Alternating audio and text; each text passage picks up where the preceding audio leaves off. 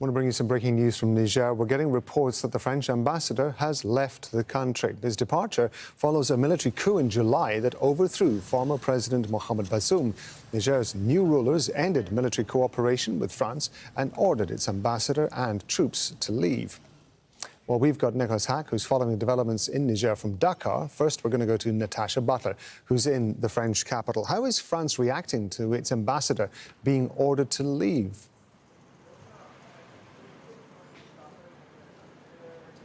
Yes, well, first I should say that we are getting reports that the ministerial and diplomatic sources here in France have confirmed that the ambassador has left Niamey. That's being reported by French news agency AFP, because there had been some confusion over that a little bit earlier. And look, for France, you might say it's not a surprise. The French President Emmanuel Macron earlier this week in a television interview said that France would be withdrawing its ambassador, Sylvain Ité, within the coming days, and also withdrawing its 1,500 troops from the country. But all of this, of course, is something of a blow, a climb down by Paris, because for weeks we have been hearing from the French government, from the French president, that it would not give in to the demands of Niger's military rulers, that French troops and the ambassador leave the country. President Macron himself repeatedly saying that as far as Paris was concerned, the military rulers are not the legitimate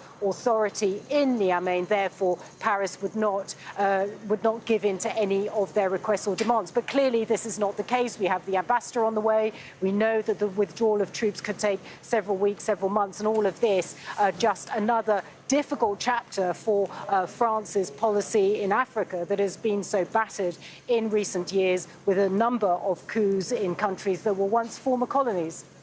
Natacha Butler in Paris. Natasha, thank you very much. Let's go to Nicolas Haque. He's following developments from Dakar in Senegal. So the ambassador has gone. The French troops, as I understand it, and other foreign troops are still in Niger. What's the latest on them?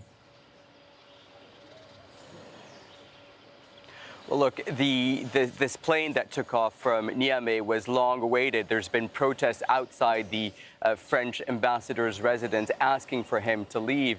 And so the French didn't want to have a scene. So he departed Niamey at 3:45 a.m. in the morning, away from public eye. There was no one allowed to film that scene. And then he went to N'Djamena, where there's a French military base. And then he's, as we heard, on his way to Paris. This is a small victory for the military junta led by General Chiani, who has asked for the ambassador to leave. That doesn't mean that it's the end of the diplomatic relationship between France and Niger. There is still the deputy in charge who will take over Sylvain Ité's role. But the departure of Sylvain Ité was a key demand by the military junta in Niger, who had wanted to see a reset of the relationship between Niger and France on the diplomatic front, on the military front, and on the economic front. On the military front, there's 1,500 soldiers, as Natacha explained. Now, they're due to leave before the end of the year, but Niger's military junta has again reasserted that it wants to be done on its own timeline, and not the timeline of France. Then there is the economic relationship. Niger is one of the biggest exporter of uranium in the world, and a French company, Orano, just in April, discovered the biggest reserve, untapped reserve, in Niger, in the area of Oumararen.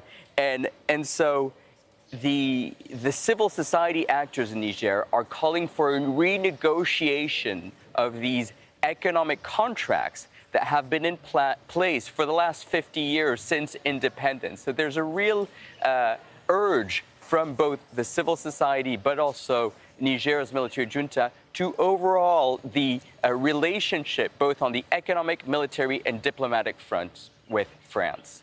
Nicolas, thank you very much indeed. Nicolas Haque talking to us from Dakar.